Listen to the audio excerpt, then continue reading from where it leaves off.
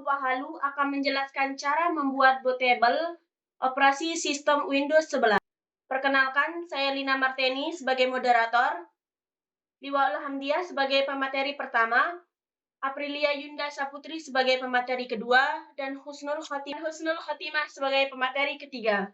Langsung saja kita ke pemateri yang pertama, yaitu Liwaul Hamdiah, yang akan menjelaskan tentang pengertian bootable operasi sistem Windows 11.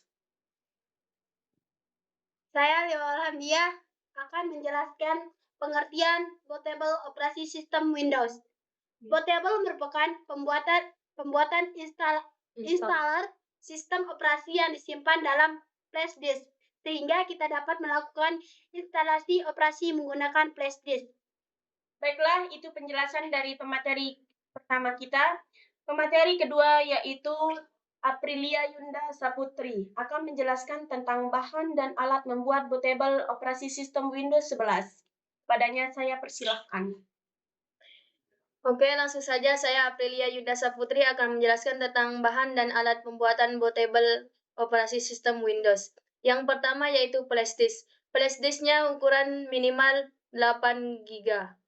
Yang kedua, file Windows 11.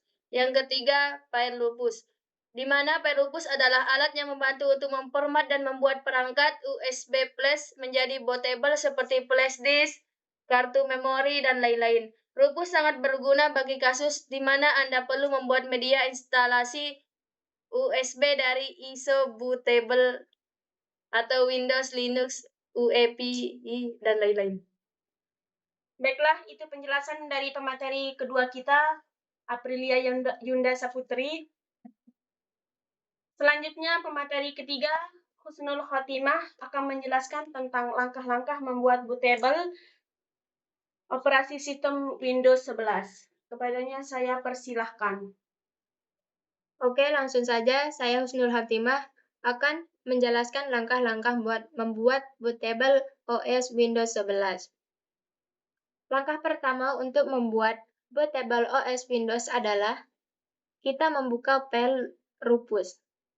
Seperti pada bahan dan alatnya tadi, kita memerlukan file Rufus dan Windows 11. Jadi langkah pertamanya kita membuka file Rufus ini, kita klik 2 kali. Setelah itu kita harus mencolokkan flash disk ke laptop. Karena saya sudah mencolokkan flash disknya, ini langsung ada giniannya. Nah, untuk flash disknya yang bisa kita gunakan itu minimalnya itu ukurannya itu 8 GB sampai ke atas.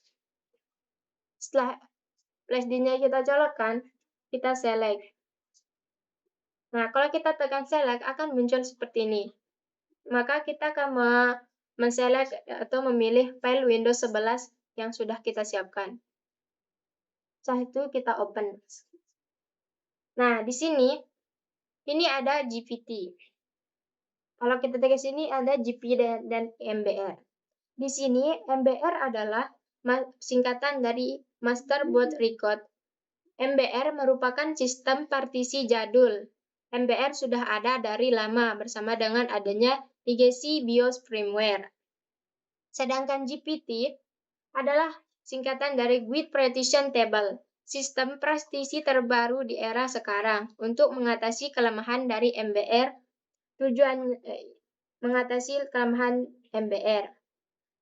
Dan MBR itu hanya mampu mendukung kapasitas penyimpanan hard disk hingga 2 TB. Sedangkan GPT lebih besar kapasitasnya yaitu hingga 9 ZB. 1 ZB itu sama dengan 1 miliar TB.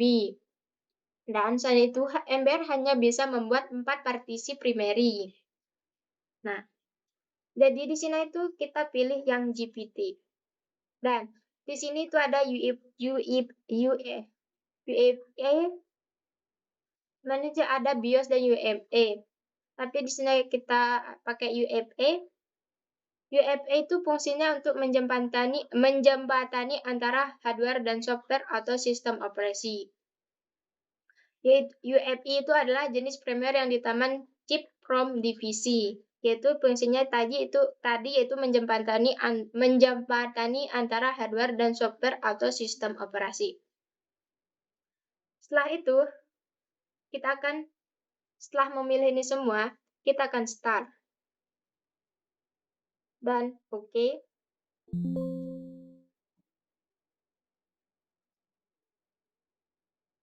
Oke.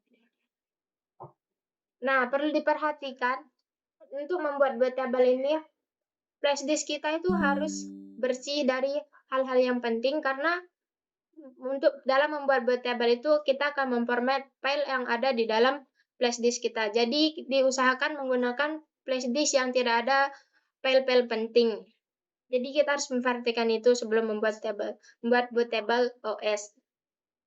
Nah, ini prosesnya akan lama, jadi kita tunggu beberapa menit.